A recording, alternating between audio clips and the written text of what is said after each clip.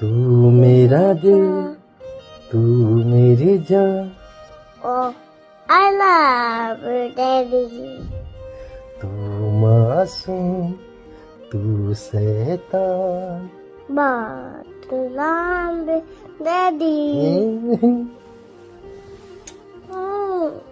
आगो पिएर बाँच्ने बेबस मेरो कथा छ, जलेछु भित्र भित्रै छाती भरि व्यथा छ।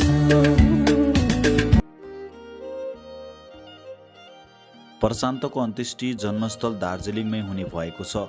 सोमबार बागडोगरामा शव आइपुग्ने बताएका छन्। प्रशान्त हाम्रो गौरव थिए। दार्जिलिङको माटोबाट उठेर विश्वभरि नेपालीको पहिचान दिलाउने कलाकारलाई जन्मभूमिमा अन्त्येष्टि बिदाई गर्न पाउनु ठुलो कुरा हो भन्दै दार्जिलिङका सङ्गीतकार महेश सेवाले भने सम्पूर्ण कलाकर्मी एक भएर उनलाई सम्मानको साथ बिदाई गर्ने तयारीमा जुटेका छन्। इन्डियन आइडल सिजन 3 का विजेता तथा लोकप्रिय गायक प्रशान्त तामाङको निधनपछि दार्जिलिङका कलाकर्मीले उनले उत्कृष्ट दार्जिलिङमै हुनुपर्ने माग गरेका छन्। कलाकर्मीको यस सामूहिक चाहना र आग्रहपछि दिगम्बत तामाङको उत्कृष्ट जन्मस्थल दार्जिलिङमै गरिने निर्णय भएको छ। प्रशान्तको पार्थिव शरीर भोलि बिहान 12 बजे बागडोगरामा विमानस्थलमा आइपुग्ने दार्जिलिङका सङ्गीतकर्मी महेश सेवाले भने त्यहाँबाट सब दार्जिलिङ लगिनेछ। दार्जिलिङ पुर्याएपछि केही समय अन्तिम श्रद्धाञ्जलीका लागि गोर्खाल्यान्ड टेरोरियल अल्टरनेटिभ GTS अन्तर्गतको सूचना तथा सांस्कृतिक विभाग राखिने सूचना तथा सांस्कृतिक विभागका निर्देशन अनुसार अर्जुन थापाले जानकारी दिएका छन्। GTA का प्रमुख अनिता थापाले पनि दार्जिलिङमै प्रशान्त तामाङको अन्त्येष्टिको लागि आवश्यक अवस्था मिलाउन सम्बन्धित निर्णयका लागि निर्देशन दिएका छन्। उनको राजकीय सम्मानको साथ अन्त्येष्टि गरिने जनाइएको छ भने उनले दार्जिलिङवासी कलाकर्मी र शुभचिन्तकको लागि श्रद्धाञ्जली अर्पण गर्न अवसर मिल्ने गरी आवश्यक व्यवस्थापन भइरहेको पनि बताएका छन्।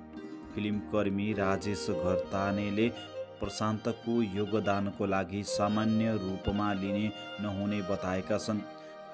फिल्मकर्मी राजेश घतानेले प्रशान्तको योगदानको लागि सामान्य रूपमा लिन नहुने बताएका छन्। GTA को निर्णयको स्वागत गरी प्रशान्त भनेका नेपाली प्रतिभालाई अन्तर्राष्ट्रिय रियालिटी सो सम्म पुर्याउने प्रेरणादायी व्यक्ति हुन्।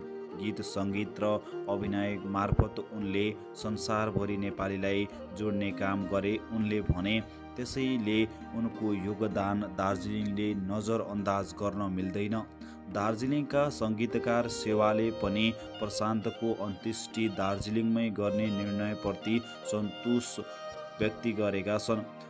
प्रशान्त हाम्रो गौरव र दार्जिलिङको माटोबाट उठेर विश्वभरि नेपालीको पहिचान दिलाउने कलाकारलाई जन्मभूमिमा अन्तिम बिदाई गर्न पाउनु ठुलो कुरा हो भनेका छन्।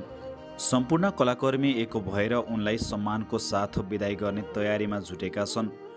दार्जिलिङको चौतारा मुनतिर ओलर तमसुङ बस्तीमा प्रशान्तको जन्मघर छ, तर घरमा सुनसान रहेको छ।